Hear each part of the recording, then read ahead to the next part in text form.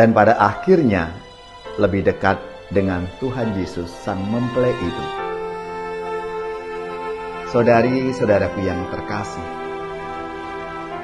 mengasihi sesama harus diungkapkan melalui tindakan-tindakan konkret, seperti membela keadilan, membongkar penindasan, membantu yang terlantar dan miskin, dengan sandang, pangan maupun papan.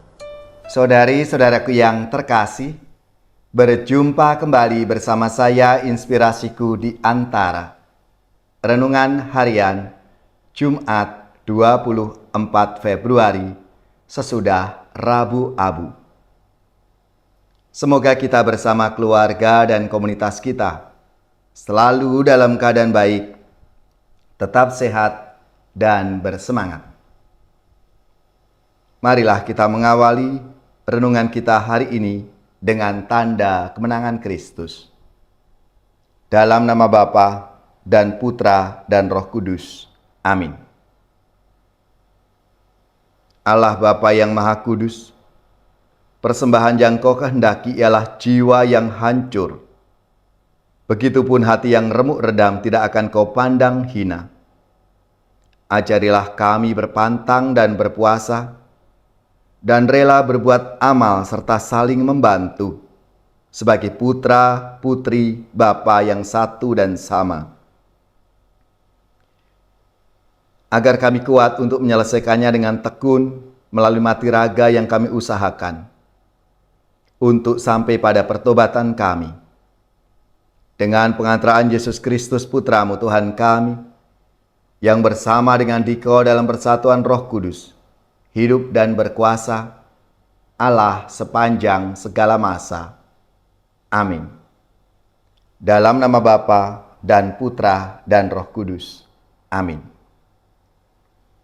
Inspirasi kita hari ini dari Injil Suci menurut Matius, bab 9, ayat 14 sampai 15. Marilah kita siapkan kitab suci kita masing-masing. Kita akan membaca bersama-sama, lalu merenungkannya. Sekali peristiwa datanglah murid-murid Yohanes kepada Yesus dan berkata, "Mengapa kami dan orang Farisi berpuasa, tetapi murid-murid-mu tidak?" Jawab Yesus kepada mereka, "Dapatkah sahabat-sahabat mempelai laki-laki berduka cita selama mempelai itu bersama dengan mereka? Tetapi waktunya akan datang mempelai itu diambil dari mereka, dan pada waktu itulah mereka akan berpuasa." Demikianlah sabda Tuhan. Terpujilah Kristus.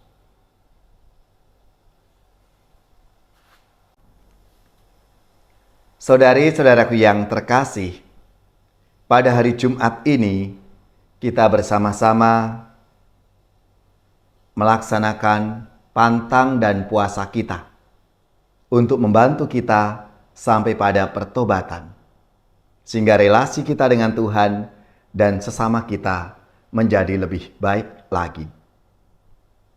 Puasa tidak dilakukan demi puasa itu sendiri atau untuk mendapatkan kekuatan mistik, namun sebagai sarana pertobatan. Bertobat berarti mengendalikan diri, tidak melakukan perbuatan-perbuatan jahat, dan belajar berbuat yang baik. Puasa yang benar akan memberikan daya kekuatan untuk lebih mengasihi sesama, dan pada akhirnya lebih dekat dengan Tuhan Yesus Sang Mempelai itu. Saudari-saudaraku yang terkasih, mengasihi sesama harus diungkapkan melalui tindakan-tindakan konkret, seperti membela keadilan, membongkar penindasan, membantu yang terlantar dan miskin, dengan sandang, pangan maupun papan. Puasa demikian itulah yang membuat kehadiran dan pertolongan Tuhan menjadi sangat konkret dan dekat. Marilah Saudari-saudaraku yang terkasih, kita dipanggil untuk bersama-sama menghayati masa pantang dan puasa kita lewat tindakan yang konkret, membantu orang lain, amal kasih kepada mereka yang miskin, yang terlantar dan difabel, sehingga mereka mengalami rahmat dan kasih Tuhan karena perbuatan-perbuatan baik kita. Marilah kita wujudkan di masa Prapaskah ini menjadi pribadi-pribadi yang lebih baik karena kita menjalani pertobatan. Ya Bapa yang Maha Rahim, ampunilah semua dosa kami yang hanya memperhatikan diri sendiri. Bimbinglah kami agar ulah tapak kami sungguh mendekatkan kami kepadamu dan menggapai sesama dengan kasih yang nyata.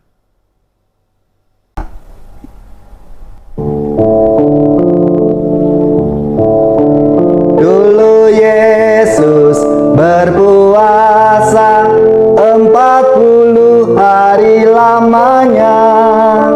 Ia pun merasa lapar, si penggoda datang katanya, "Bila kau putra ilahi, batu ini jadikanlah roti." Jawab Yesus sabdanya, "Hidup tak hanya dengan roti." Kerajaan yang gemilang diperlihatkan kepadanya, diserahkan bagi Yesus, asal Yesus mau menyembah. Ku berikan bagi dikau, asal Tuhan mau menyembahku. Jawab Yesus sabdanya, hanya Allah boleh disembah.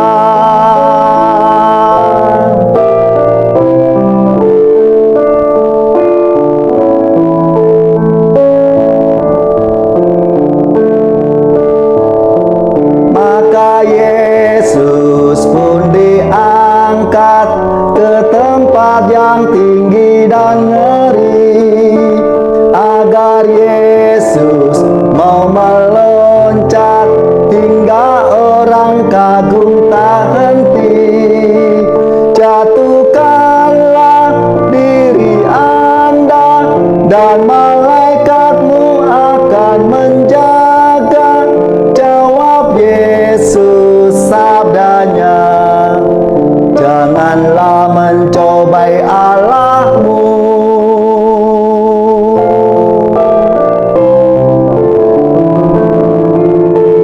Saudari-saudaraku yang terkasih, marilah kita mengakhiri renungan kita hari ini dengan mohon berkat Tuhan. Dan kita akan menerima tugas perutusan. Marilah kita siapkan hati kita untuk menerima berkat-Nya.